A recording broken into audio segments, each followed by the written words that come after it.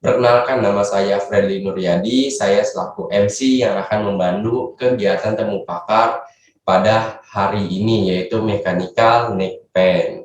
Yang dimana temu pakar ini kita sudah kedatangan narasumber kita nih yang luar biasa. Nah, beliau ini akan membimbing teman-teman semua nih dalam materi Mechanical Neck Pain. Nah, di sini saya akan memperkenalkan saja ya. Dan di sini saya akan share screen. Nah, beliau ini bernama Bapak Sulfandi. Nah, teman-teman bisa lihat di sini nih, Bapak Sulfandi. Nah, Sulfandi ini pernah bekerja sebagai fisioterapis di klinik Visio Sakti Makassar, Balai Kesehatan Tradisional Masyarakat Makassar juga. Nah, teman-teman bisa baca nih. Nah, di sini adalah buku-buku yang pernah ditulis oleh beliau. Nah, ini award. Nah, pemilik 6 buah kekayaan intelektual haki dari Kementerian Hukum dan Hak Asasi Manusia. Nah, ini adalah visi misi dari beliau. Nah, ini visinya menjadikan IFI sebagai organisasi profesi fisioterapi nasional yang mandiri dan berwibawa. Nah, misinya mengupayakan peningkatan kemampuan profesional yang beretika, mengembangkan peran yang bermakna dalam peningkatan derajat kesehatan rakyat Indonesia, dan bisa teman-teman baca. Jadi seperti itu sekilas dari Bapak Sulfandi. Nah, karena beliau sudah hadir di tengah-tengah kita, langsung kita sapa saja ya. Selamat pagi Bapak Sulfandi. Ya, selamat pagi. Suara saya sudah terdengar, Pak? Halo, suara saya terdengar? Terdengar. Mas Fredly? Ya, terdengar, Pak. Oke, halo, selamat pagi. Assalamualaikum warahmatullahi wabarakatuh. Waalaikumsalam warahmatullahi wabarakatuh. Gimana kabarnya, Bapak? Oke, alhamdulillah baik-baik. Alhamdulillah sehat. Oke. Gimana nih, Pak? Bapak udah siap untuk membimbing teman-teman pada pagi hari ini, Pak? Insya Allah sudah siap. Oke, sudah siap ya. Oke, baik. Teman-teman juga sudah siap semua nih untuk dibimbing oleh Bapak nih. Oke, baik, langsung saja ya. Di sini saya akan bacakan susunan kegiatan kita pada hari ini. Ini mana diantaranya itu pembukaan dari saya. Yang kedua itu adalah materi yang akan dibawakan oleh Bapak Sulfandi. Dan yang selanjutnya itu adalah sesi diskusi. Lalu kegiatan selanjutnya itu adalah informasi mengenai implementasi pembelajaran secara digital. Lalu kegiatan selanjutnya yaitu kuis. Nah, kuis ini teman-teman bisa ikutin semuanya nih. Jadi teman-teman harus fokus mengenai materi yang Bapak Sulfandi bawakan hari ini. Dan yang terakhir adalah penutup. Oke, mungkin itu susunan acara yang dapat saya bacakan ke teman-teman semua. Dan juga untuk teman-teman semua, tolong dipersiapkan alat tulisnya agar mencatat materi-materi yang penting dan juga penjelasan-penjelasan yang penting dari Bapak Sulfandi. Dan juga nantinya apabila teman-teman ingin bertanya, ingin memberi tanggapan atau ingin memberi jawaban, teman-teman bisa menunggu di sesi diskusi. Dan juga teman-teman bisa raise hand, lalu open mic dan juga bisa bertanya melalui via chat Zoom. Mungkin itu saja dari saya. Untuk selanjutnya saya serahkan ke Bapak Sulfandi. Waktu dan tempatnya saya serahkan, Pak. Baik. Bismillahirrahmanirrahim. Assalamualaikum warahmatullahi wabarakatuh. Selamat siang semuanya. Pagi, Pak. Selamat pagi menjelang siang. Mudah-mudahan keadaannya khususnya para peserta, senior-senior saya, adik-adik saya, mungkin teman sejawat yang hadir pada ruang Zoom pada kesempatan hari ini, mudah-mudahan kita sehat selalu. Tapi sebelumnya saya pengen cek apakah suara saya terdengar jelas? Sudah terdengar, Pak, jelas. Oke, baik, alhamdulillah. Baik, teman-teman sekalian, izinkan saya untuk istilahnya meng-guide ya.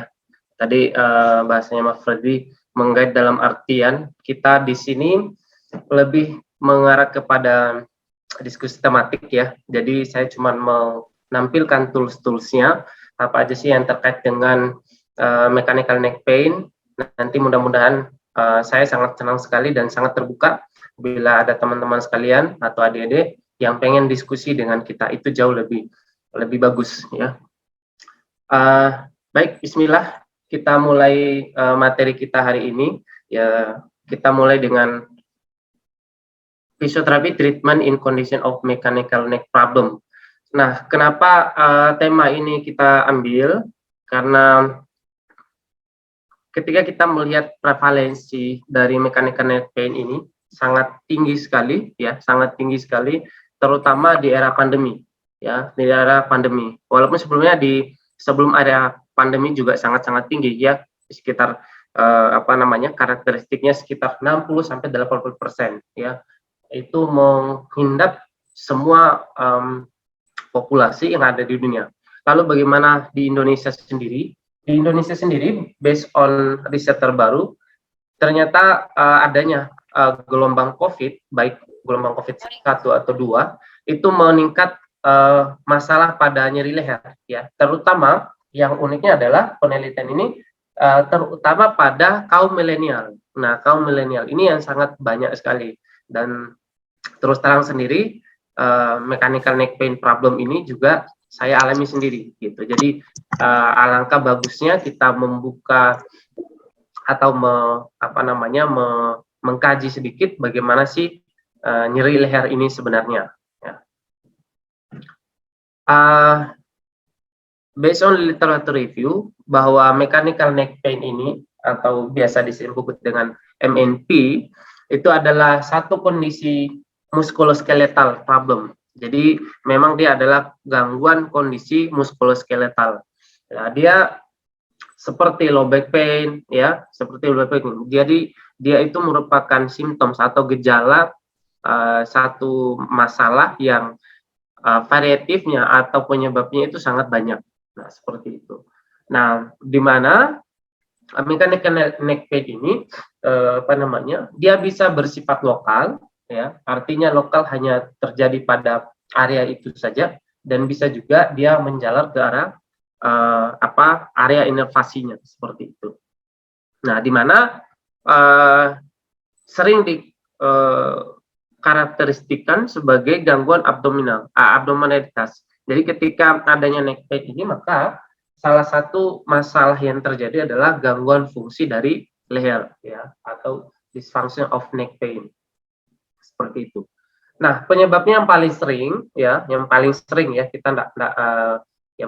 sering disebutkan adalah masalah pada otot ya, masalah pada otot. Apakah itu adanya nodul atau apakah itu akibat adanya talk band ya. Seperti itu. Nah, tentu masalah yang terjadi ya, tentu kalau namanya neck pain, jadi lebih dia berfokus pada area cervical ya, lebih arah cervical seperti itu. Nah, kita lihat bahwa seseorang dengan mechanical neck pain ya, jadi mechanical neck pain itu bisa didefinisikan sebagai simpelnya adalah gangguan nyeri leher ya, yang tidak terikat dengan patoanatomik ya, patoanatomik singkatnya seperti itu. Nah, patoanatomik itu adalah gangguan anatomik ya, yang misalnya contoh ada gangguan pada tulang ya, seperti itu. Jadi mechanical neck pain itu lebih ke arah gangguan akibat atau disfungsi akibat gangguan aktivitas atau fungsional seperti itu. Nah, walaupun sebenarnya di beberapa referensi mengatakan bahwa untuk direct patoanatomik itu untuk mechanical neck pain itu cenderung jarang ditemukan atau jarang diidentifikasi seperti itu. Nah, neck pain baru bisa dikatakan neck pain ya apabila nyeri ya, atau nyerinya itu bertahan dalam arti bertahan itu bisa dia terus-menerus atau nyerinya menetap. Nah, bisa seperti itu. Atau biasa nyeri hilang timbul ya, supaya pemahaman kita clear. Jadi selama ada nyeri leher dan nyeri pada leher di atas atau kurang lebih 12 minggu ke atas, maka itu bisa dikategorikan mechanical pain dan bisa dikategorikan chronic neck pain, seperti itu. Jadi nanti mungkin ada teman-teman bertanya bahwa apakah nyerinya si Pak bisa hilang timbul, misalnya hilang timbul tapi selama terjadi 12 minggu, ya boleh, ya itu masuk chronic neck pain, seperti itu. Jadi mechanical neck pain itu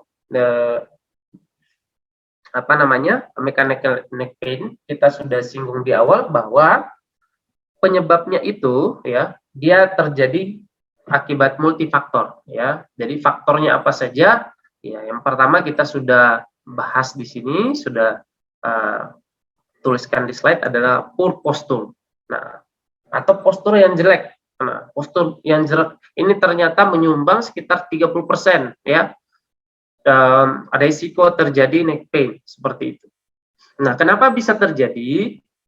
Nah, berkaitan dengan poor postur, teman-teman sekalian, ketika kita beraktivitas, maka stabilitas dari khususnya leher itu ditopang oleh bagian-bagian atau struktur anatomi dari tubuh. Jadi sifatnya struktur anatomi tubuh itu bekerja dengan baik apabila posturnya pada proporsionalnya, seperti itu. Jadi ketika dia tidak pada proporsionalnya, maka itu bisa menyebabkan masalah pada muskuloskeletal. Ya, mungkin ini sudah umum ya, sudah common ya. Misalnya posisi forward head ya, forward head posture atau seperti itu. Forward head posture itu adalah misalnya ketika leher kita cenderung menunduk ya, atau lama dalam keadaan menunduk. Nah, seperti itu. Nah, itu bisa menyebabkan masalah pada entah itu pada ligamennya atau fasianya atau ototnya. Nah, masalah yang lain adalah kecemasan ya. Kecemasan yang terlalu berlebihan itu juga bisa menyebabkan masalah pada neck pain ya, seperti itu. Jadi terkait dengan korelasi yang paling spesifik kecemasan dengan depresi ini ya, kita langsung bahwa ini berpengaruh pada hormonal ya.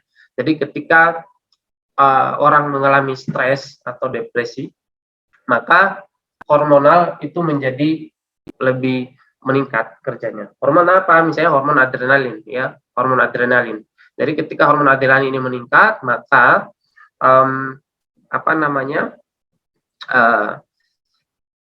otot-otot kita itu menjadi tegang ya, seperti itu. Nah, sehingga seringkali ketika stres dan depresi ini terjadi, sebenarnya tidak hanya bisa menyebabkan mechanical neck pain, tetapi bisa juga menyebabkan low back pain ya. Riset terbaru juga menyebabkan masalah pada piriformis ya, seperti itu. Jadi khususnya masalah-masalah pada kolumna vertebra. Jadi masalah pada seperti itu. Angina pectoris juga bisa menyebabkan masalah kecemasan dan depresi. Itu sangat banyak sekali. Jadi kenapa riset-riset terbaru juga sekarang lebih mengarah pada coping stress ya, atau bagaimana menangani coping stress, karena memang stres dan aksi kecemasan yang berlebihan itu bisa menyebabkan masalah yang kompleks seperti itu.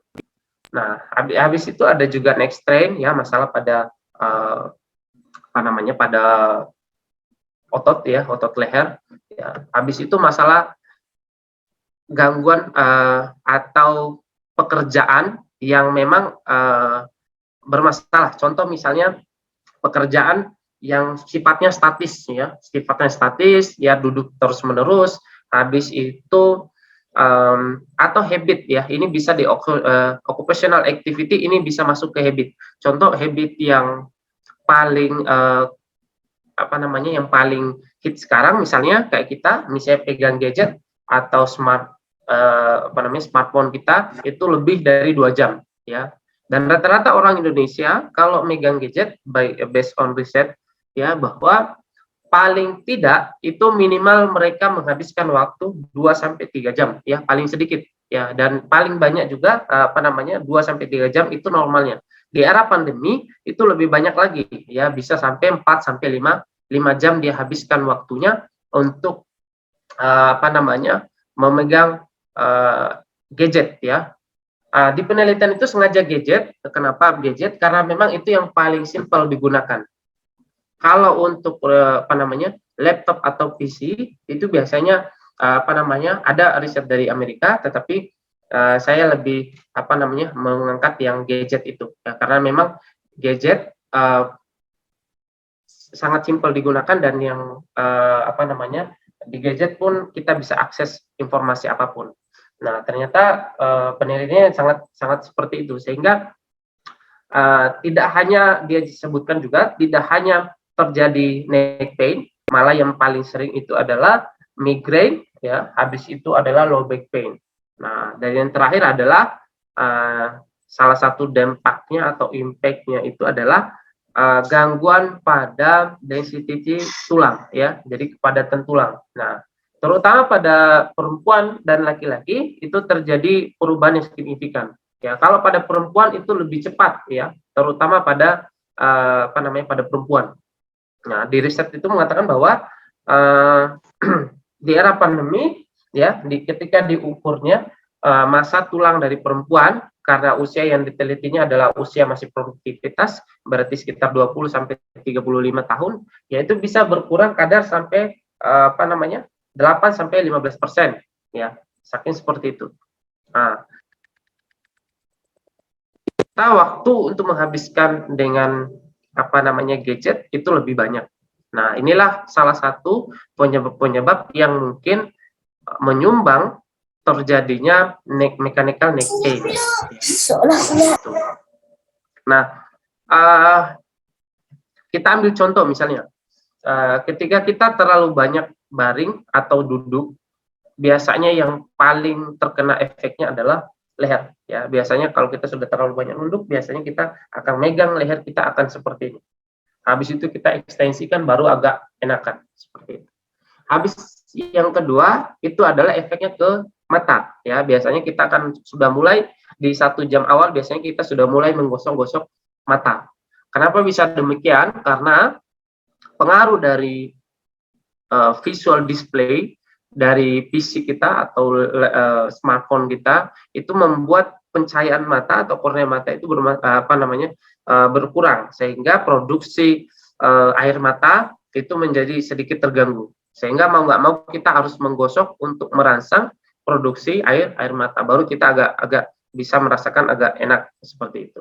Nah, itu salah satu efek atau impact yang bisa terjadi ya, yang secara tidak langsung itu bisa menyebabkan mechanical neck pain. Apakah penyampaian saya terlalu cepat atau bagaimana?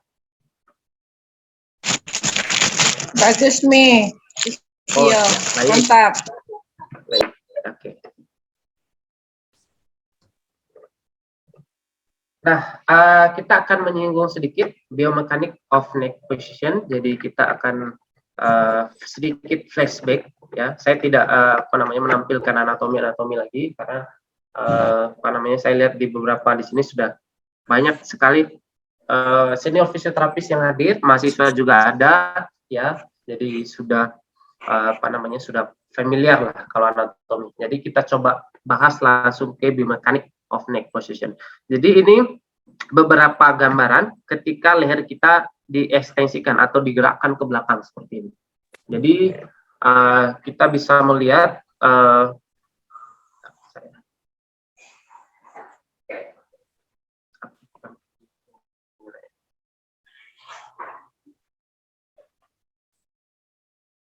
Oke, baik. Jadi pada saat kita gerak ekstensi atau menggerakkan ke belakang seperti ini, maka posisi vertebra kita ya akan terbuka. Bagian anterior ini akan terbuka seperti ini celahnya. Nah, ketika kita gerakan rolling slide ya, dia akan berputar ke arah seperti ini. Nah, ini ketika ekstensi ini akan terbuka, jadi proses spinosusnya itu akan terbuka ya. Untuk gerakan ini sendiri ya normalnya ada sekitar 45 sampai 50 derajat, ya. Seperti itu. Nah, gerakannya seperti ini. Nah, ketika gerakannya seperti ini, maka struktur jaringan yang ada di sini itu akan juga meregang, ya, akan meregang. Nah, kenapa bisa meregang? Kita ketahui bahwa otot itu adalah jaringan kontraktil. Jaringan kontraktil artinya jaringan yang bisa memanjang dan jaringan yang bisa memendek. Nah, kenapa jaringan atau otot itu diciptakan? Ya, salah satunya kenapa dia sifatnya kontraktil, ya supaya mobilitas kita atau leher kita itu bisa mobile. Bayangkan misalnya leher kita tidak ada ototnya, ya. Nah, bahkan mungkin kita bisa jalan kayak robot gitu, jadi statis, nggak bisa nol ke kanan, ke belakang gitu. Nah, seperti itu. Ini biomekaniknya saja. Jadi ketika slide ke anterior, maka ini akan slide. Nah, ini ya, slide atau gliding, nah itu sama ya, mirip atau glide-nya sama. Nah, jadi dia bergeser ya, artinya ini bergeser. Jadi ruangnya bergeser. Nah, seperti ini. Nah, ketika ini bergeser, maka struktur jaringan di sekitar pun akan mengalami perubahan. Nah, seperti itu. Nah, tadi saya sudah singgung di awal bahwa mechanical neck pain itu banyak penyebabnya, ya, banyak penyebabnya. Jadi, dia bisa bersifat lokal dan dia bisa bersifat regular pain atau referred pain, ya, dia menjalar. Nah, kalau dia menjalar, berarti sudah masalahnya pada area saraf, pasti itu ya, pasti seperti itu. Kalau dia mungkin kalau lokal berarti oke, mungkin dia kena di fasianya saja atau mungkin ada di ototnya, seperti itu. Nah, ini kalau dia rotasi atau menoleh ya, jadi dia akan slide, jadi rotation slide namanya. Jadi dia akan bergeser. Nah, seperti itu. Oke. Nah, ini hanya flashback saja, mudah-mudahan untuk mengingat. Jadi rotasi itu normalnya adalah 90. Nah, kalau 180 abnormal. Ada nggak pertanyaannya? Ada nggak orang yang bisa 180? Ada. Ya, saya pernah lihat di American Got Talent itu orang dancer dia bisa seperti itu. Biasa sampai 180 derajat. Ya. Nah, ternyata kenapa bisa seperti itu? Ya, dia memang latihannya dari kecil. Ya, ternyata bisa dari kecil. Kenapa bisa? Karena kalau tulangnya orang kecil itu kan masih lunak ya. Ketika latihan itu akan membuat kelenturannya itu semakin jadi begini. Kita waktu kecil tulang kita maupun otot kita itu mengalami kelenturan yang luar biasa. Jadi semakin bertambahnya usia, fleksibilitas itu akan berkurang. Nah, fleksibilitas itu akan bertahan apabila kita melatihnya atau exercise seperti itu. Kita rajin stretch seperti itu.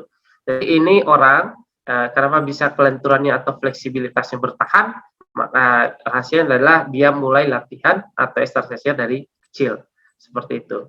Makanya ketika ada yang bertanya bahwa apakah fleksibilitas itu bisa bertambah atau berkurang, jawabannya ya, tergantung dari exercises. Semakin sering dan semakin sedini mungkin kita melatihnya, maka fleksibilitas itu akan cenderung bertahan, bahkan mungkin bisa bertambah. Oke, kita akan lanjut. Oke, kita akan bahas risk of faktornya. Yang pertama adalah body ergonomic accord. Jadi pada saat kita bekerja benar-benar diperhatikan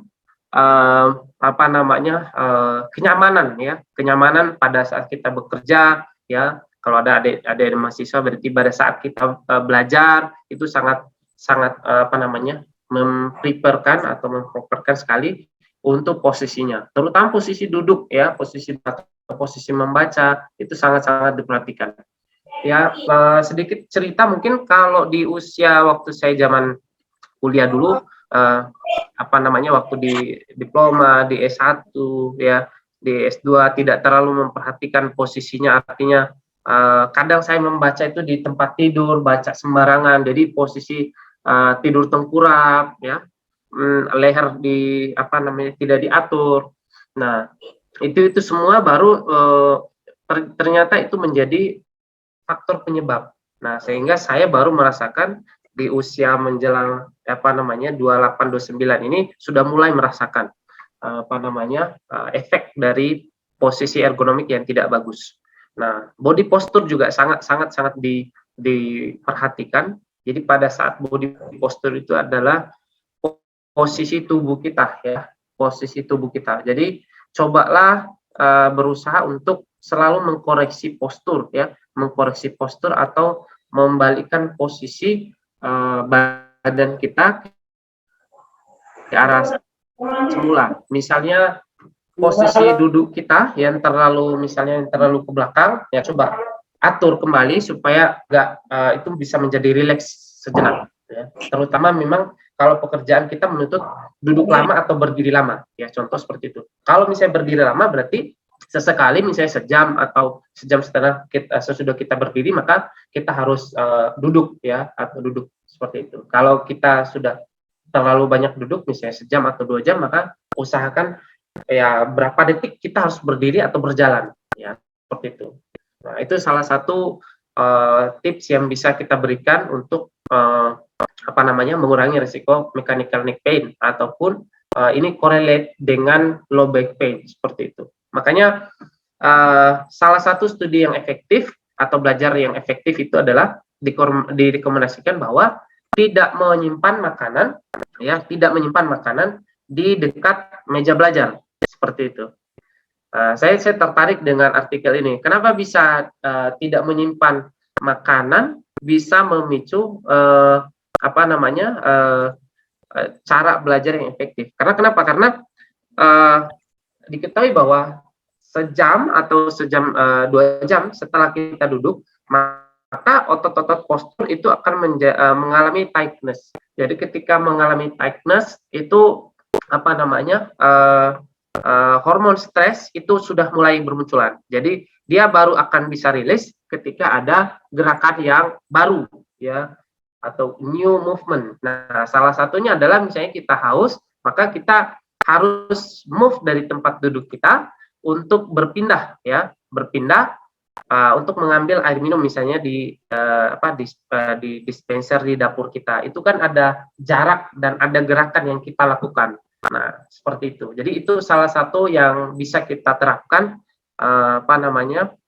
untuk mencegah, ya, tidak hanya nyeri leher tetapi nyeri pinggang juga seperti itu. Karena ini correlate sekali, ya, karena berada pada spinal seperti itu. Nah, yang kedua adalah yang ketiga adalah umur, ya, umur. Umur ini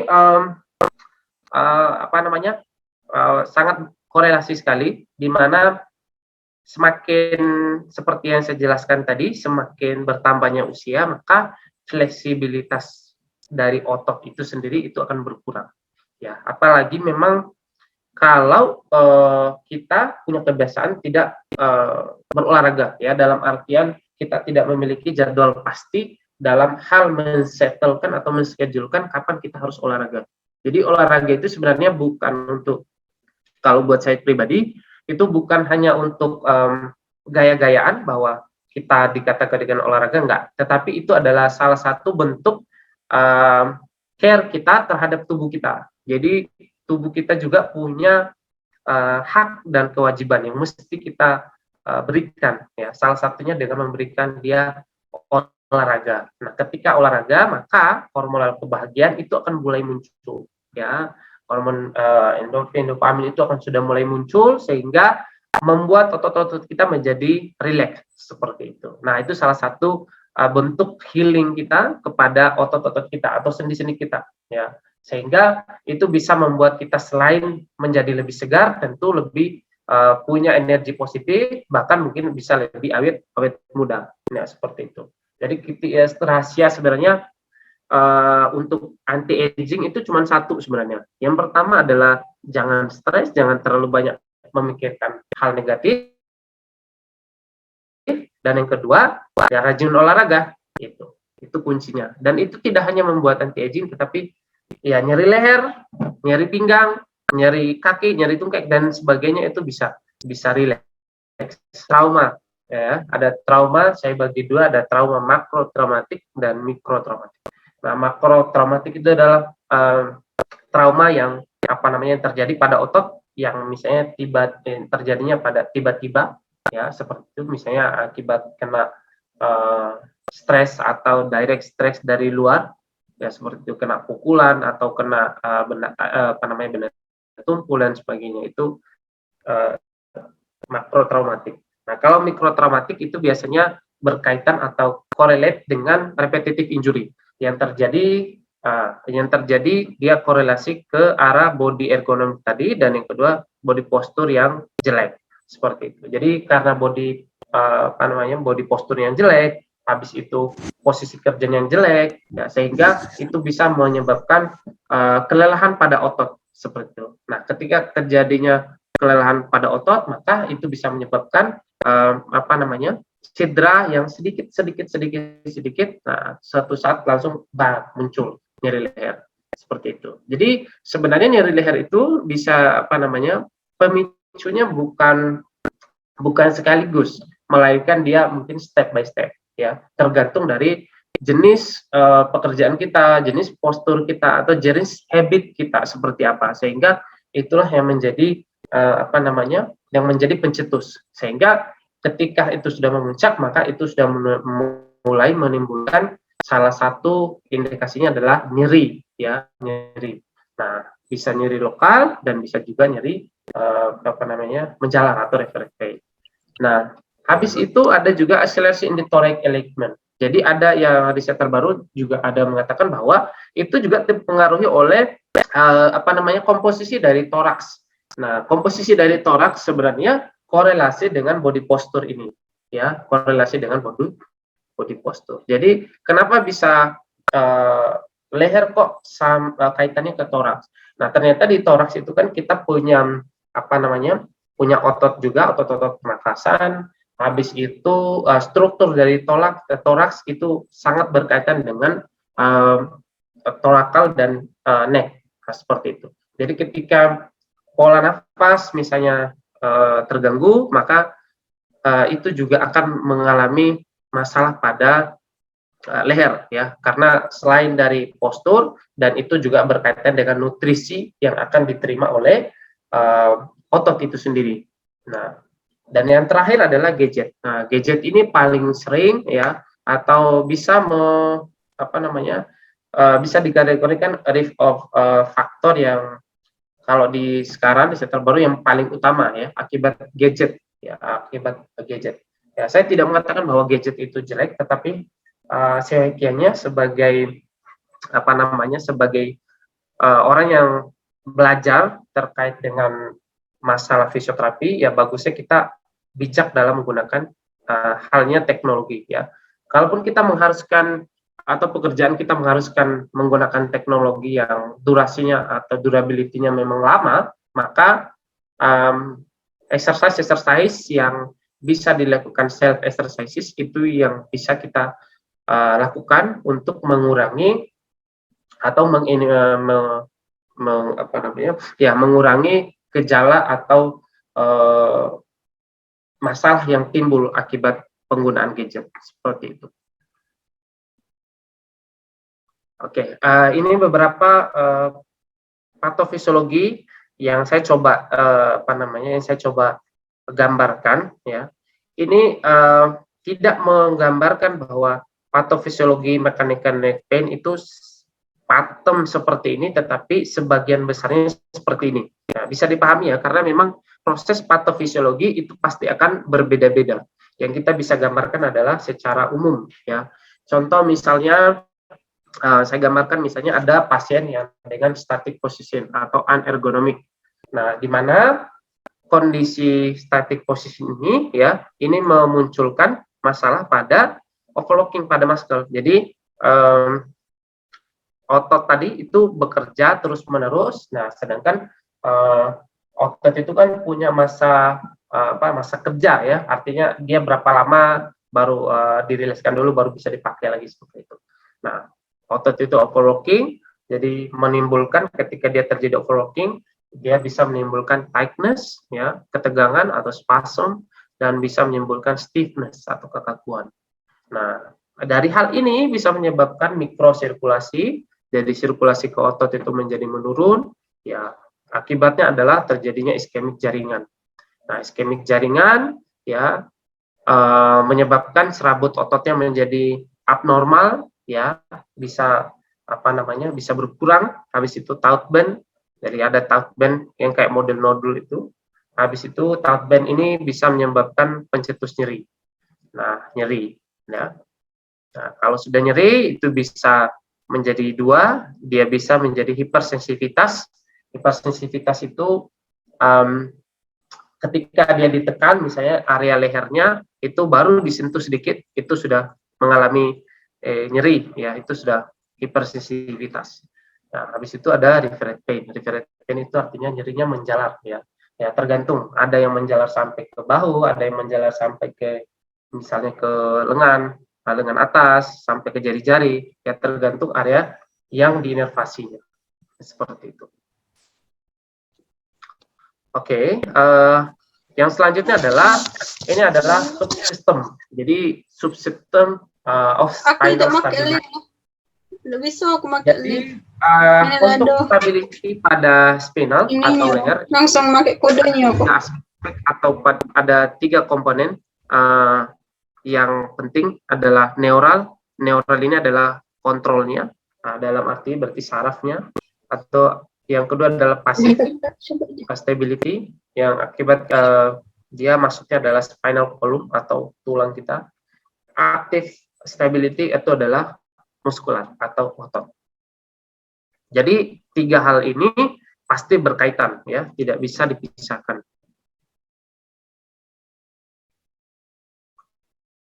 Oke, kita lanjut ya ke arah physiotherapy approach-nya, the management of mechanical neck pain, ya. Jadi sebenarnya ada untuk modalitas, ya, untuk kasus ini saya tidak mengatakan bahwa ada satu modalitas atau 2 modalitas, tetapi multimodalitas, ya, yang bisa kita gunakan, ya, manual terapi, ya, therapeutic exercises, ya, modalitas seperti ultrasound, ya, itu bisa juga. Soft tissue manipulasi and functional training itu bisa digunakan, ya. Saya cuma memasukkan sebenarnya 4 aspek ini, ya, utama manual terapi, therapeutic exercises, habis itu EPA-nya, functional training itu bisa digunakan, ya. Karena based on evidence itu juga sangat-sangat signifikan, ya, untuk mengurangi nyeri leher seperti itu. Nah, contoh misalnya manual terapi, kita bisa gunakan manual energi teknik, ya, kita bisa gunakan STM, ya, soft tissue manipulasi, ya, kita bisa gunakan SCS, ya, bisa, ya, tergantung kita lihat patofisiologi pada leher pada saat itu, ya, karena berbeda kondisi, berbeda juga penanganan, karena berkaitan dengan patofisiologi. Kalau memang memungkinkan bisa digunakan pada saat itu, ya silakan digunakan seperti itu. Habis itu functional training. Functional training ini sangat-sangat efektif juga, ya, untuk mengurangi nyeri leher. Nah, bagaimana nanti saya coba akan tampilkan nanti sebentar apa-apa saja yang kaitan dengan functional training ini yang bisa kita berikan, ya, atau yang bisa kita lakukan sendiri. Oke, next-nya adalah, nah, ini beberapa jurnal yang bisa jadi bahan bacaan. Ya, saya sudah kalkulasikan. Di sini ada beberapa treatment atau manajemen yang diberikan based on evidence. Itu ada mobilisasi, ada ada exercise, macam-macam dia gunakan. Nah, itu dia sudah bikin satu summary-nya. Nah, dia ada tampilkan impact-nya. Nanti teman-teman bisa searching sendiri. Saya kasih link-nya. Nah, ini beberapa terapeutik contoh, ya. Terapeutik contohnya misalnya for cervical spine. Nah, ini bisa nih. Kita kita lakukan, ya, sendiri. Ini bisa aktif, ya. Aktif. Ketika ada teman-teman nyeri leher, ya bisa seperti ini, ya. Bisa menggunakan objek ini, bisa diganti, enggak mesti ini, ya. Bisa diganti HP atau bisa diganti foto pasangan atau foto musuh, ya, bisa juga, supaya lebih lebih pokoknya ada objek ya untuk apa namanya, untuk mengarahkan ya seperti itu. Terus di bawah dikasih bantal atau handuk ya.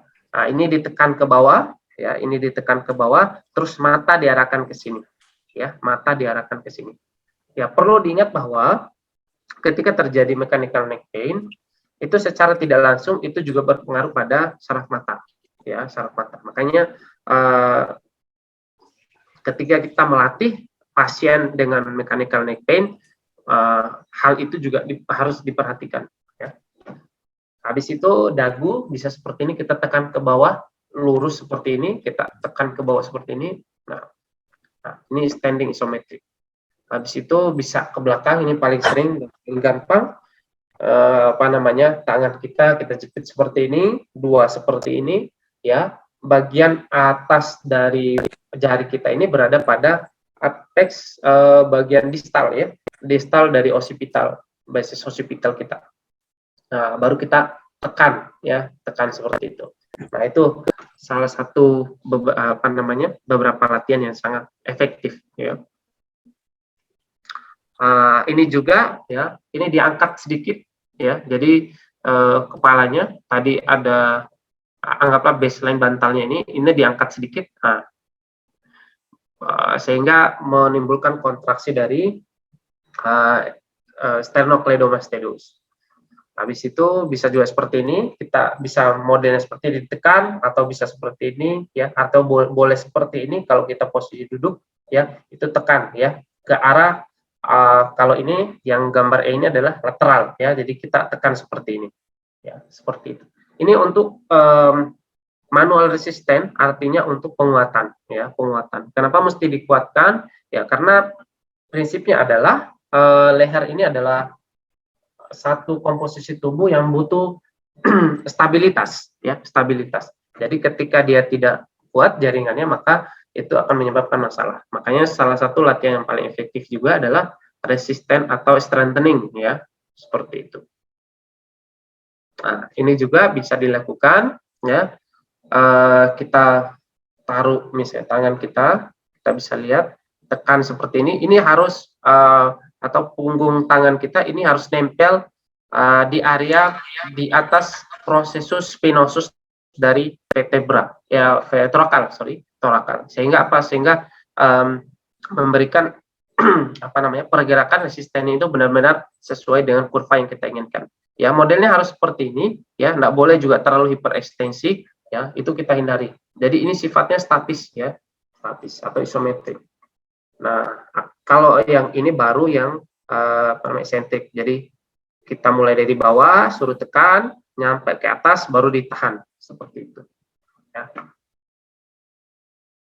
Nah, ini sama juga ya, kalau ini tekan, habis itu kalau ini dengan rotasi. Jadi pada saat dia berputar, ini yang menjadi resisten, ini sebagai fiksatornya ya. Kalau ini resisten semua, tapi kalau ini sebagai resistennya tangan yang kiri ini, kalau tangan yang kanan sebagai fiksator ya, fiksator yang merasakan pergerakan dari rotasi dari cervical seperti itu.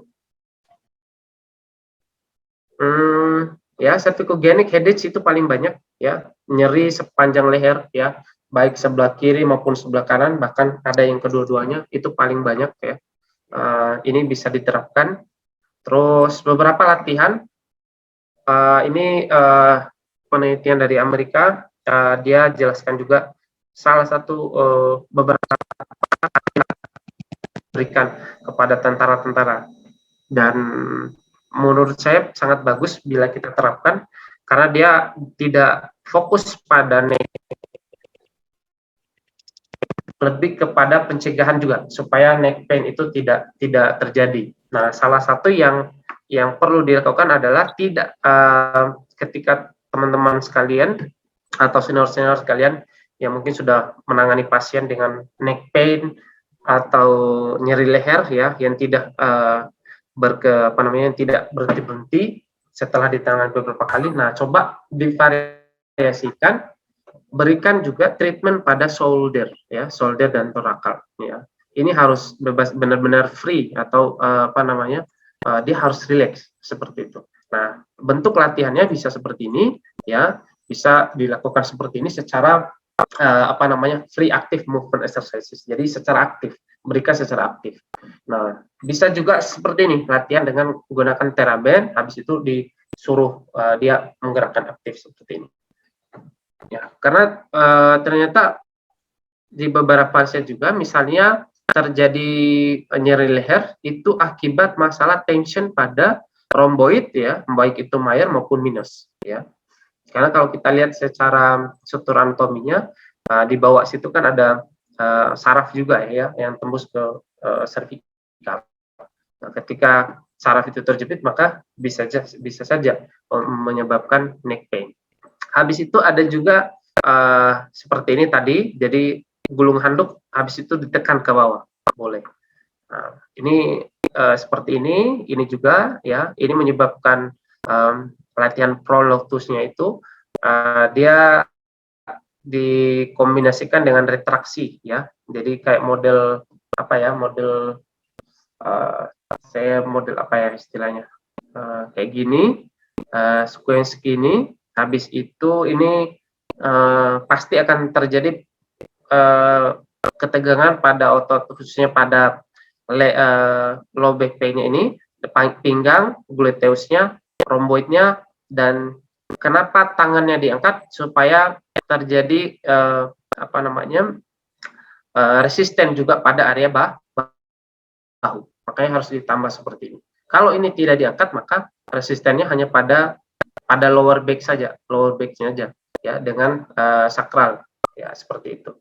Nah, ini untuk stretch, ini untuk merilekskan. Jadi boleh seperti ini. Ini ditahan, ya. Nah, dosisnya ada, ya, 3 set. Jadi 15 sampai 25 kali repetisi, ya, dengan times 30 sampai 60 second, ya. 30 sampai 60 second. Berarti sekitar setengah menit atau 1 menit lah, ya. Durasinya untuk satu repetisi seperti itu. Diulangi sampai minimal 15 kali sampai 25 kali. Seperti itu. Nah, ini juga sama, ya. Ini model-model stretching yang bisa dilakukan. Ini self stretching bisa, ya. Mau menggunakan media handuk juga boleh, menggunakan media tangan juga boleh, ya. Habis itu yang paling kita mesti latih seperti ini juga, ini penting, ya. Penguluran tricep dengan ketika tricep ini diulur, maka ini juga menjadi terulur. Habis itu kalau kita punya alat seperti ini, rolling bar-nya seperti ini, silakan itu bisa digunakan. Ini kita bisa naik turun, ya, bisa gerakan ke atas atau ke bawah, ya. Kalau kita tidak punya, ya, bisa menggunakan gimbal juga boleh, tetapi yang paling efektif adalah rolling bar-nya kalau ada seperti ini. Kan memang sekarang kan ada yang jual yang foam itu. Nah, habis itu untuk shoulder, ya, bisa di pintu, ya, ke seperti ini. Habis itu ke atas. Stretching juga boleh, ya, kalau menggunakan stretching, ya. Beberapa latihannya, mungkin gerakannya teman-teman bisa lihat, nanti mungkin bisa diterapkan. Oke, ini ada video sebenarnya. Ini ada dari Dr. Jarod, ya. Kita coba percepat di ini. Suaranya bisa terdengar nggak?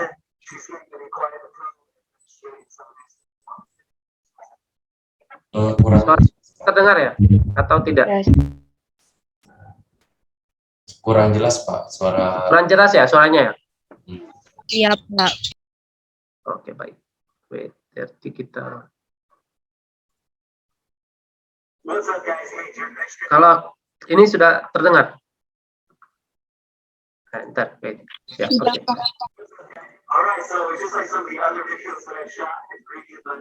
Terdengar, Pak. Ya, baik. Nah, terus mungkin kita percepat sedikit. Sebenarnya ini berisi tentang edukasi. Sebenarnya ini berisi tentang edukasi self stretching pada neck, ya. Gerakan yang tadi, ya, gerakan ekstensi, atau biasa di kita di istilahnya adalah gerakan tiga dimensi ya, tiga dimensi. Nah, itu bisa dilakukan. Oke, sekarang kita yang kedua, levator scapula stretch.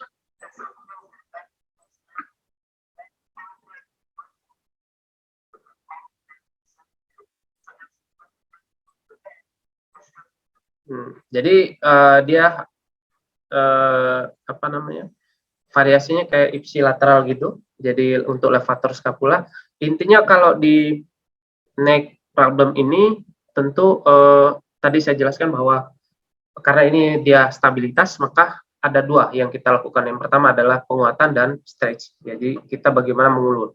Nah, cara mengulurnya tentu kita based on bagaimana bentuk ototnya itu sendiri. Misalnya apa namanya, levator scapula, habis itu upper trapezius, ya otot-otot bagian besar, scalene, ya seperti itu. Jadi stretchingnya yang paling sering atau yang bisa kita lakukan itu adalah gerakan tiga dimensi atau gerakan fungsional dari leher kita, seperti itu. Nah, ini mungkin hampir sama tadi, menggunakan media handuk juga boleh, ya.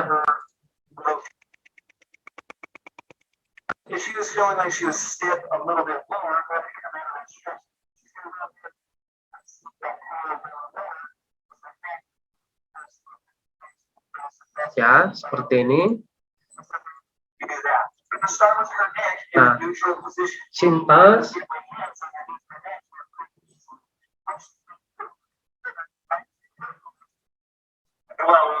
Ya, ini kalau dia posisi tidur, ya.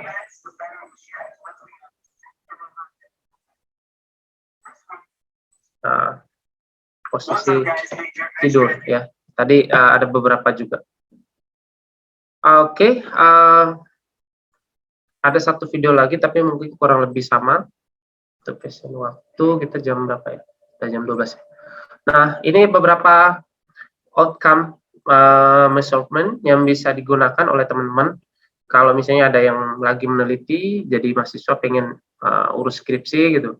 Ya, salah satu yang syarat wajib itu harus ada alat ukur, ya, untuk mengukur reliabilitas atau validitas dari penelitian kita. Nah, penelitian kita bisa gunakan misalnya kalau pada kasus ini, misalnya pada P-nya, ini saya sudah cantumkan ada NRS, ada FAS, ya, dan sebagainya, ya. Terus misalnya kalau physical functioning-nya nanti mau gunakan apa boleh, ya. Ini ada beberapa indeks atau kuesioner, ya, yang memang saya sudah filter yang bisa digunakan apa namanya, ICC-nya bagus, ya.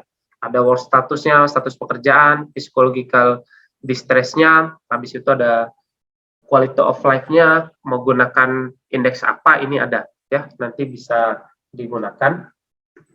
Habis itu ya mungkin itu yang bisa saya sampaikan, lebih dan kurangnya saya mohon maaf. Mungkin saya kembalikan ke moderator untuk kita bisa diskusi. Silakan. Baik, terima kasih Bapak Supandi. Untuk teman-teman semua, kita buka sesi diskusi ya. Jadi kalian boleh memberi tanggapan dan juga boleh bertanya nih. Tinggal raise hand aja atau melalui via chat Zoom. Oke, ini dari Nurwalmi. Silakan Mbak Nurwalmi. Ya. Terima kasih. Assalamualaikum warahmatullahi wabarakatuh. Waalaikumsalam warahmatullahi wabarakatuh. Waalaikumsalam warahmatullahi wabarakatuh.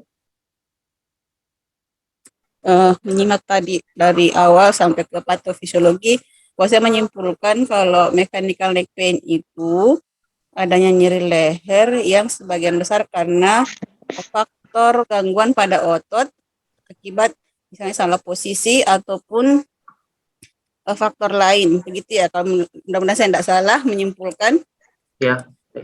Saya ingin tanyakan, kalau misalnya kita mendapati pasien dengan dua pasien dengan kondisi yang sama, misalnya satu mengalami neck pain karena poor position, yang kedua mengalami neck position karena adanya misalnya peningkatan hormon adrenalin, apakah penanganan kita sama? Demikian, makasih.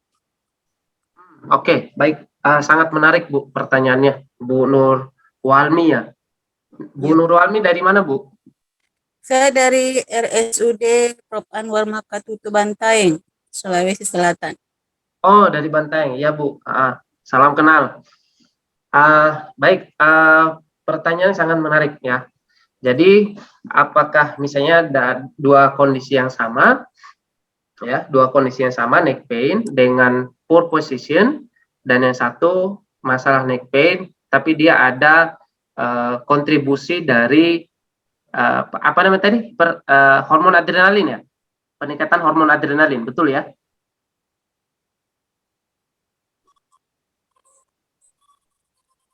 Halo.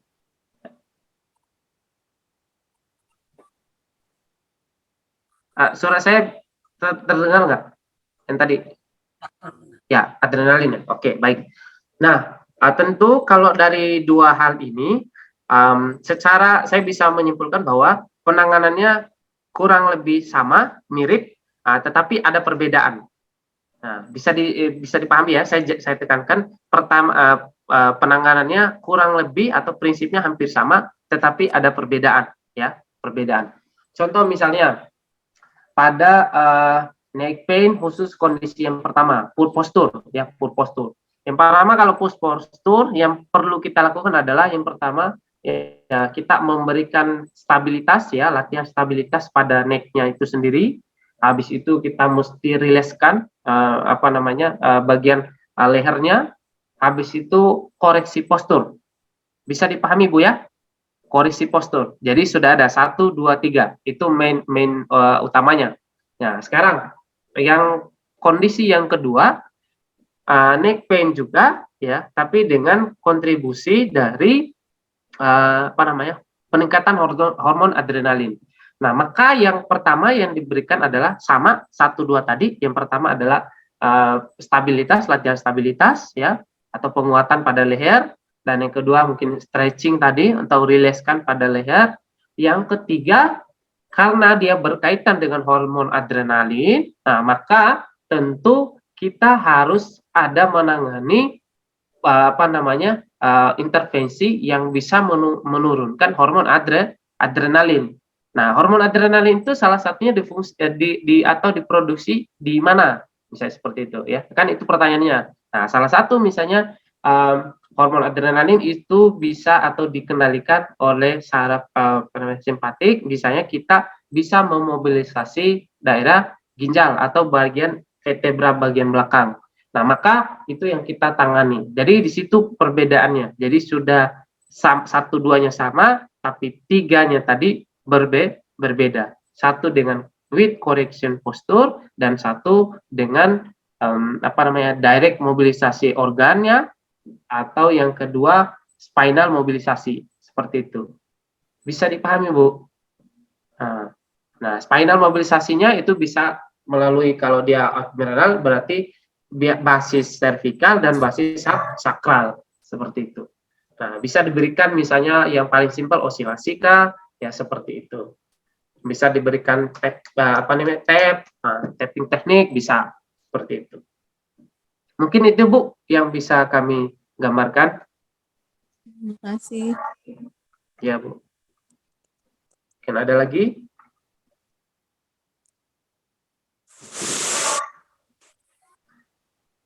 Suaranya Mas Freddy saya nggak bisa dengar ya? Bisa, cuman gambarnya nggak ada. Tuh, Kak Agung, jauh-jauh dari haji.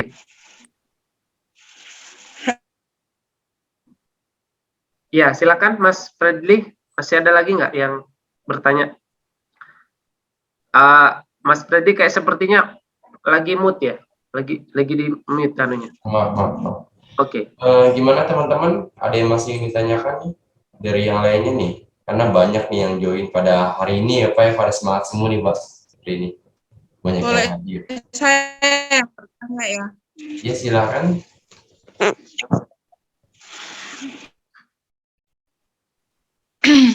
Ya, terima kasih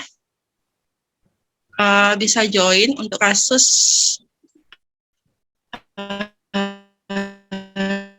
neck ya. Yang pertama saya tanyakan tadi,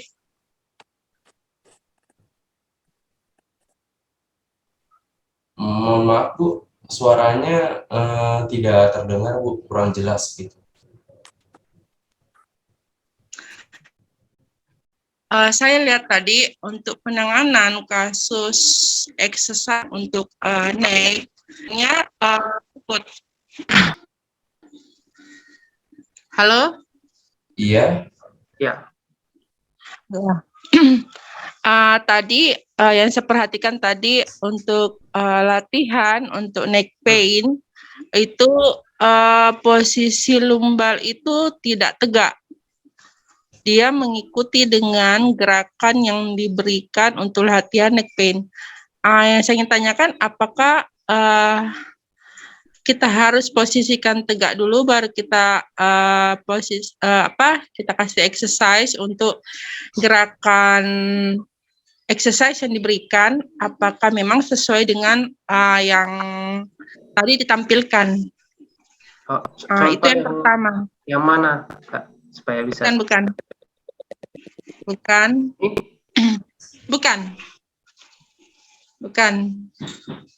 Yang duduk tadi, yang duduk. Oh, duduk ya di video berarti ya? Ya, yang video. Oke. Ya, baik. Yang perempuan. Oke, ya. Nah. Terus yang kedua saya ingin tanyakan, mungkin ini saya bisa berbagi pengalaman ya sama teman. Boleh, dan silakan. Ini mungkin menjadi pertanyaan buat saya.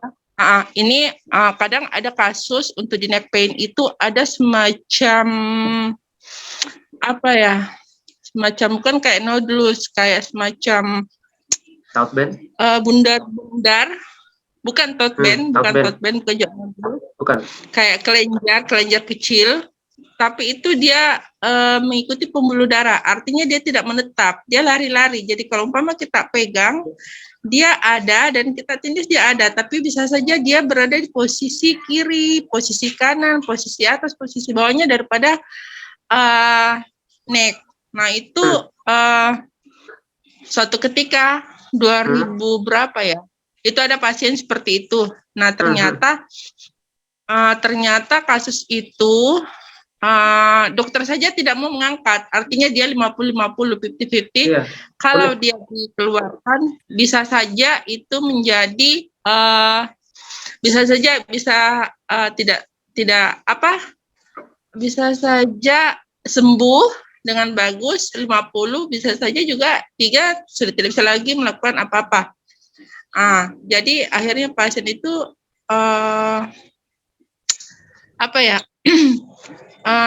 tidak dioperasi.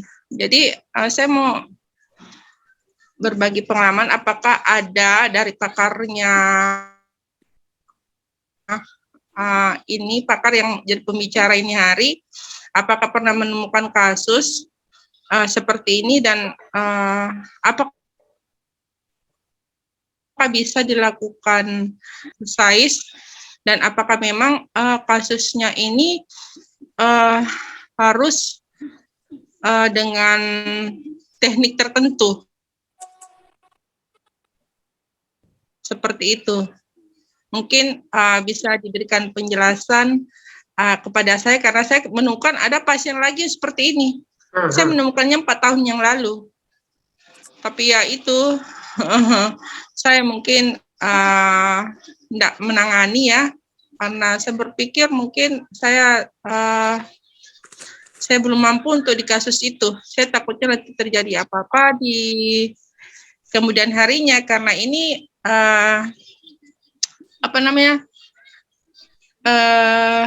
cairannya itu dia lari-lari seperti itu. Mungkin seperti itu pertanyaan saya, Dek. Mungkin bisa berbagi pengalaman dengan saya. Terima kasih. Baik, terima kasih Kak Agung Sehari ya, Kak Agung Sehari. Dulu pembimbing saya dulu ya, waktu di diploma dulu ya. Baik, pertanyaan pertama terkait dengan model latihan atau neck pain. Khususnya apakah punggungnya lurus ya atau bengkok gitu. pada saat memberikan latihan yang tadi khususnya frontline tadi. Jadi begini, jadi permasalahan apakah punggungnya lurus atau bengkok itu disesuaikan dengan pola latihan. Contoh misalnya, kita pengen menginervasi misalnya bagian C5 C6 saja misalnya gitu. C5 C6, C1 C5 C6. Berarti yang sehokianya adalah berarti posisi lumbar kita itu tidak berada pada lordosis curve. Jadi dia normal curve saja. Jadi sehingga areanya ini. Nah, tetapi ketika kita pengen misalnya melibatkan atau sekalian misalnya kita pengen latih neck pain-nya, habis itu kita pengen misalnya untuk maintenance atau meminimalisir takutnya nanti ada nyeri pinggang atau misalnya kalau dia ada nyeri pinggang berarti kita mau tanganin sekaligus, ya itu juga bisa. Kita membentuk jadi lordosis curve bisa pada bisa pada lehernya dan bisa pada lumbalnya. Nah, ada juga yang kedua flat curve di bagian leher, artinya flat curve itu artinya posisinya normal gitu kan, maksudnya bisa dipahami nggak? Misalnya posisinya normal kayak gini, zero position khusus posisi ini, tetapi khusus lumbar itu dia lordosis curve, nah seperti itu. Nah sehingga tergantung tujuan, ya seperti itu mungkin yang bisa saya jelaskan. Jadi sehingga yang kita berikan atau kita treatment itu kena pada pada tujuan kita atau goals kita, seperti itu. Jadi kalau pada kalau dia hanya kita pengen melatih lehernya aja, berarti ya lumbalnya ya normal aja, flat curve aja. Jadi tidak berada pada lordosis curve. Nah, tapi kalau kita pengen dua-dua, ya bisa tadi itu, bisa dua-duanya lordosis curve seperti itu. Nah, kalau untuk terkait dengan yang kondisi yang kedua, ya mungkin saya juga jarang menemukan ya, terus terang untuk kondisi seperti itu, karena apalagi ini di pembuluh darah ya.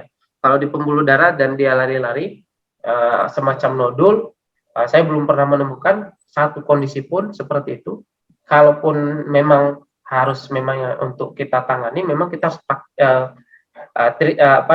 mengetahui dulu itu apa, sehingga kita bisa bisa memprognosiskan bagaimana kita melihat kondisi ini dan memprogramkan program latihannya.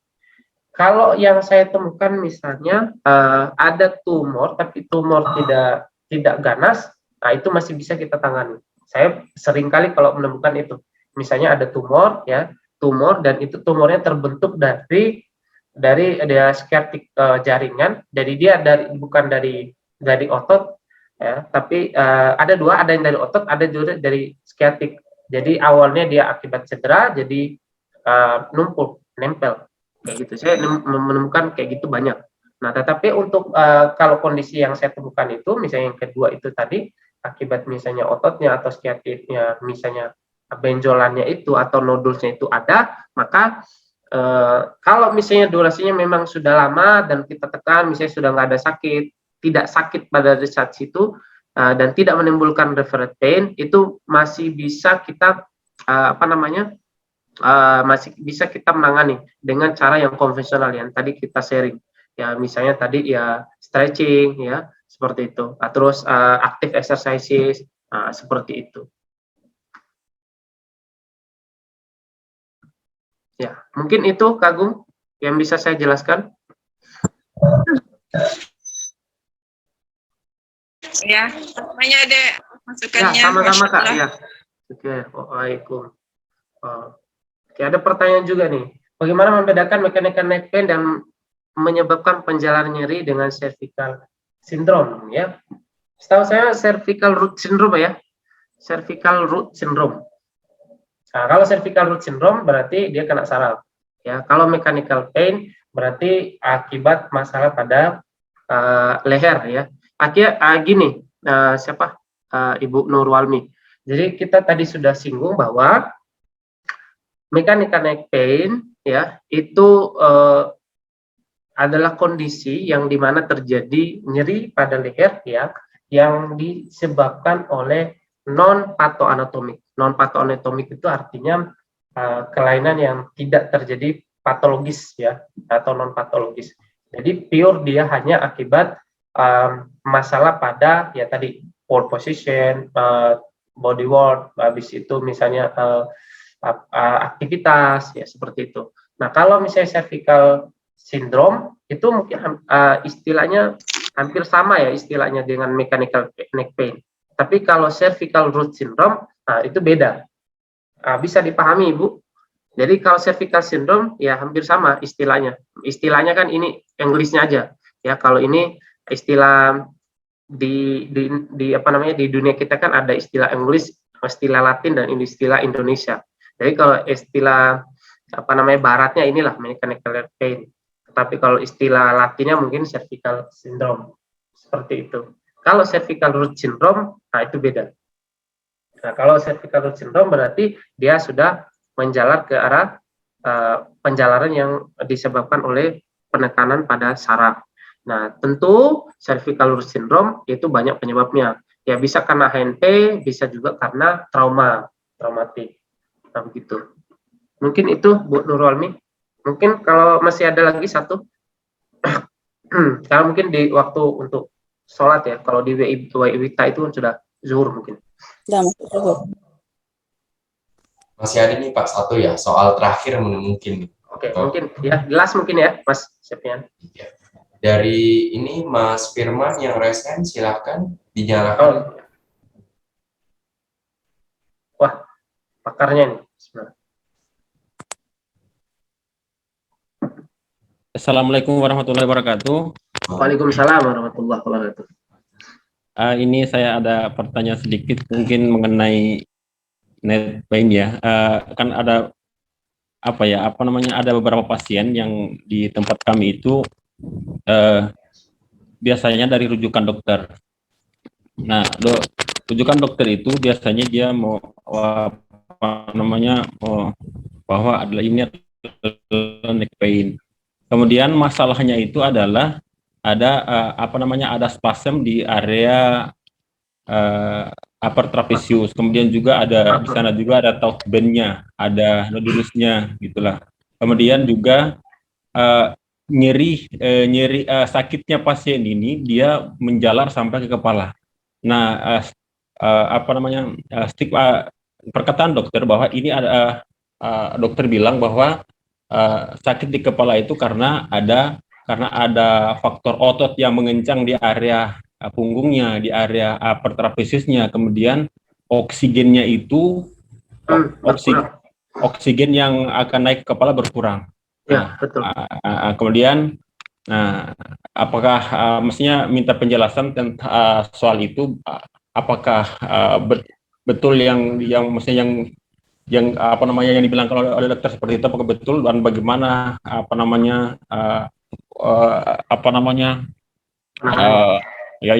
yang di proses ke sehingga dia bisa naik ke kepala, kemudian dia bisa mengurangi yang namanya oksigen. Nah, yang kedua, kita sudah melakukan teknik-teknik, misalnya termasuk misalnya kita melakukan teknik strain kontra strain untuk melakukan di penekanan di taut band-nya selama beberapa detik itu kan. Kemudian juga kita lakukan stretching untuk area trapeziusnya, kemudian kita lakukan kita juga melakukan stretching untuk area elevator scapulanya. Tapi misalnya hari pertama dan kedua belum merasakan apa-apa gitu loh. Maksudnya yang jadi pertanyaan saya itu, apakah bisa misalnya kita lakukan semua teknik yang kita tahu, kemudian semua teknik itu kita lakukan, apakah ada masalahnya kah, atau misalnya ada over exercise kah, atau bagaimana gitu. Maksudnya karena sebagian yang di praktisi kita ini maksudnya semua teknik itu kita lakukan, tapi yang jadi pertanyaan itu apakah dia menimbulkan hal yang bagus, apakah justru menimbulkan hal-hal yang lain, kemudian dia bisa nyeri bertambah gitu. Itu saja pertanyaan saya. Terima kasih. Oke, baik. Baik, Firman, mungkin pertanyaan terakhir, karena di waktu Wita sudah waktu sholat ya. Kalau Ibu mungkin belum ya. Pertanyaan yang pertama terkait dengan yang pertama tadi, ya, misalnya ada nodul, habis itu dokter mengatakan bahwa ada mikrotraumatik, habis itu spasm pada bagian otot punggung ya. Jadi punggung berarti maksudnya adalah bagian torakal ya. Kalau leher atau neck bagian servikal, punggung berarti bagian torakal. Nah, kalau pinggang bagian lumbar. Nah, seperti itu. Nah, tentu saya sepakat dengan perkataan dokternya. Ya, tadi saya sudah menyinggung di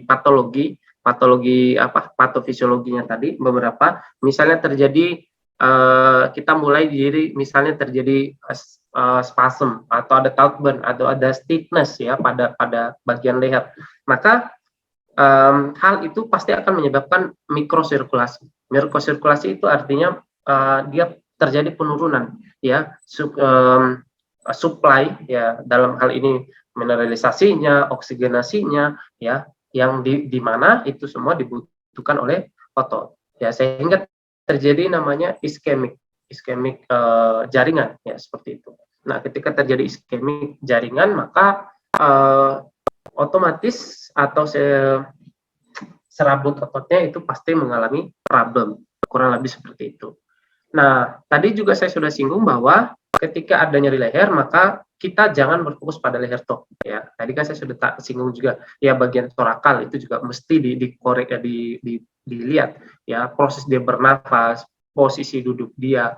Habis itu kita kita inspeksi ya, secara aktif maupun secara statis ya, bagaimana posisi torakalnya. Karena memang beberapa kondisi yang kita tangani ya, ada nyeri leher tetapi penyebabnya bukan pada leher ya. Misalnya ada blocking ya pada torakal 3-4 ya, itu sering juga ya.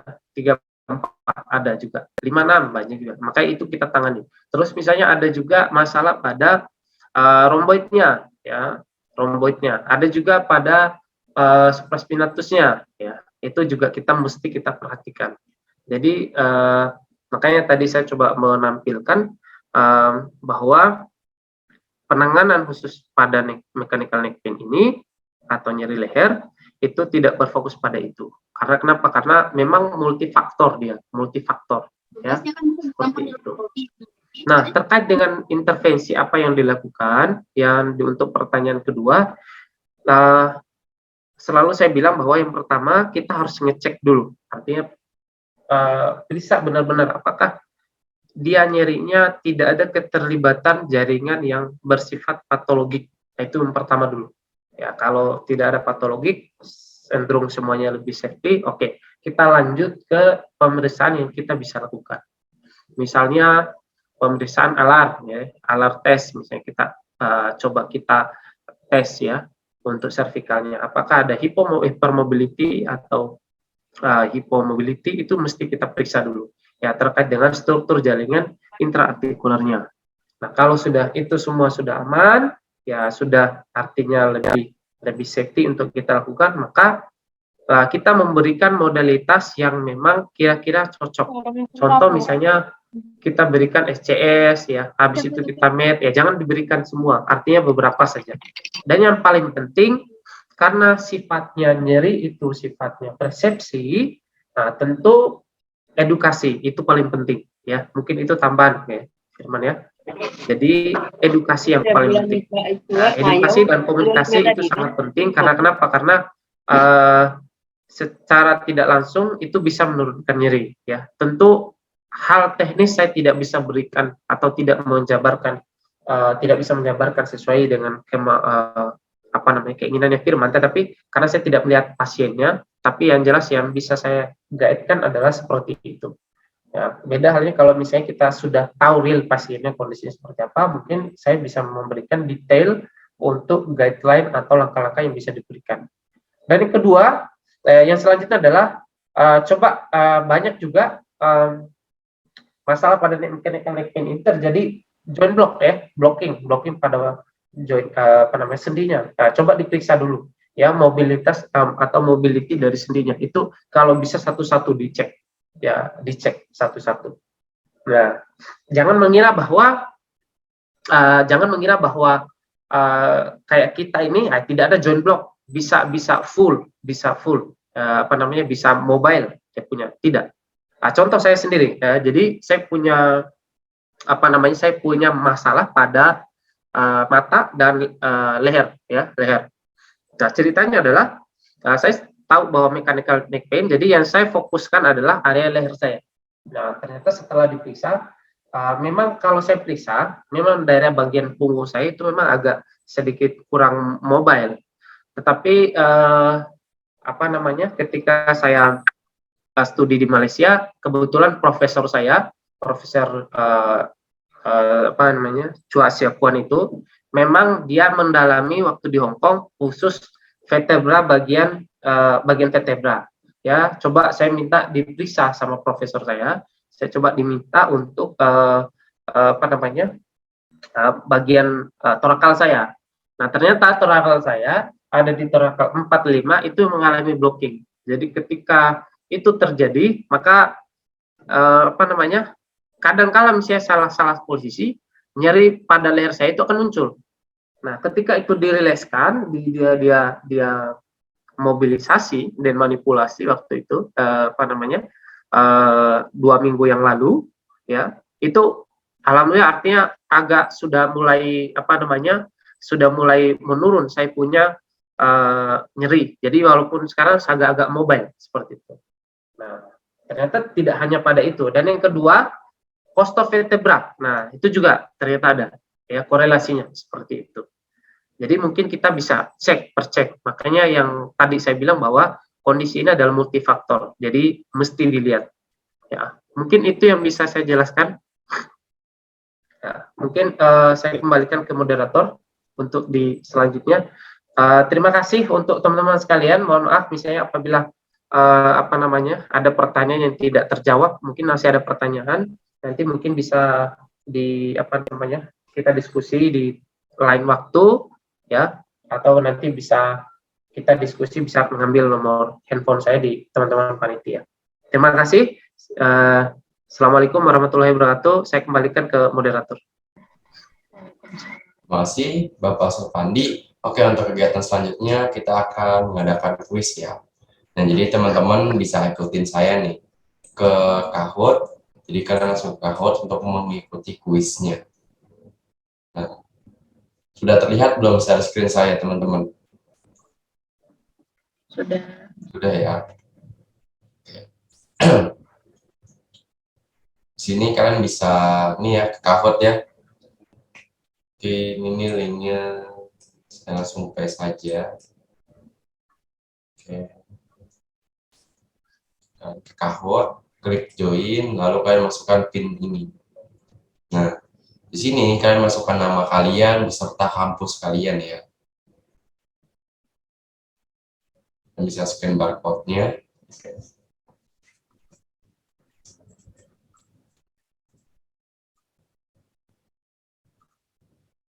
Baru masuk 1 orang.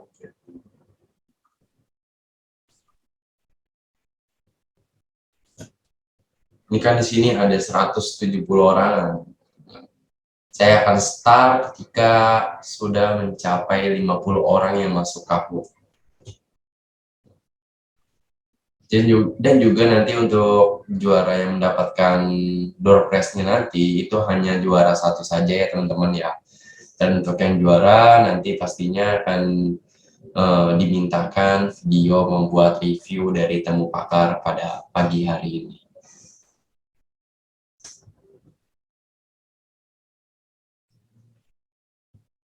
Oke, dimulai nih untuk soal yang pertama nih.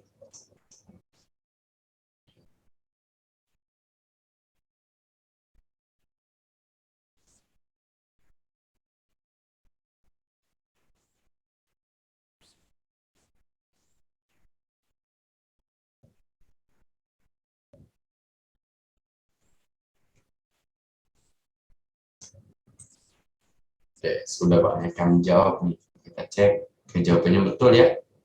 Yang leher. Kita lihat untuk posisi yang pertama 5. Oke, lanjut untuk soal berikutnya.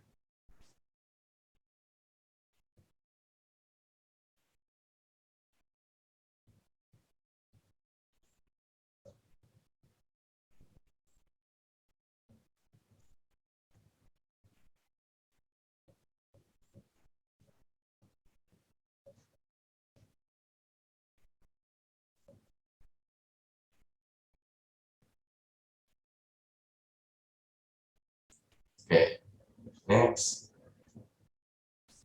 Next, untuk soal berikutnya.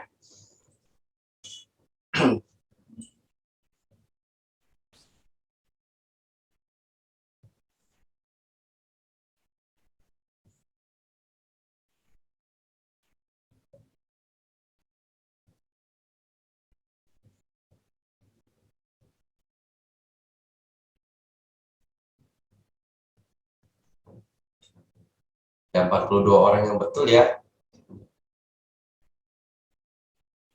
Oke, Videla menyusul. Sekarang posisi pertama, kita next. Soal yang berikutnya.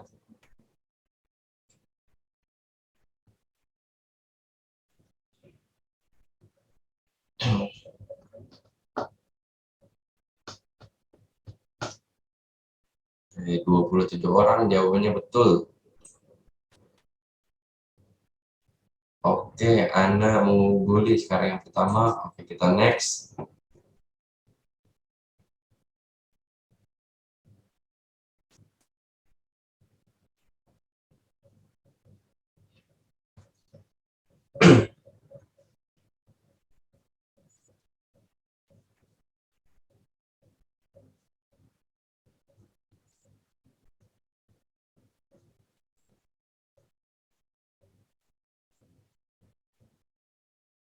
Oke, 34 yang betul ya. Oke, Ana kembali. Masih mau pertahankan juara 1, Ana. Oke. Jangan lupa ya nanti untuk yang juara 1, jangan lupa di screenshot, lalu dikirimkan bukti screenshotnya ke saya.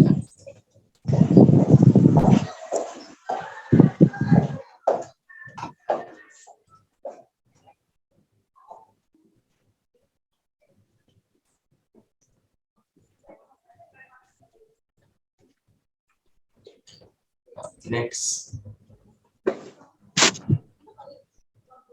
Oke, di juara 1 ada Chandra ya. Oke, Chandra mungkin boleh screenshot dan kirimkan buktinya ke nomor saya ya.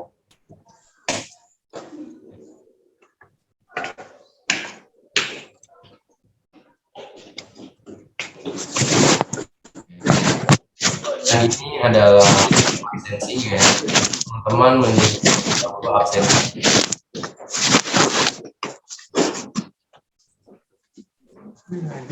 Bari silakan mengisi absensinya terlebih dahulu. Kembali ke tempat yang tadi.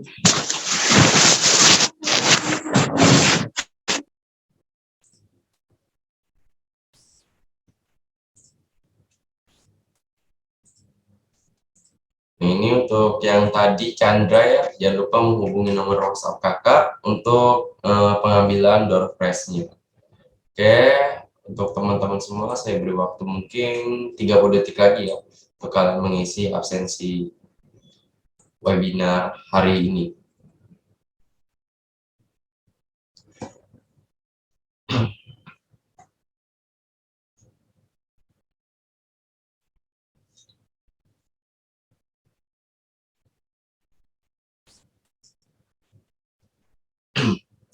Baik, saya rasa teman-teman semua sudah mengisi absensinya ya.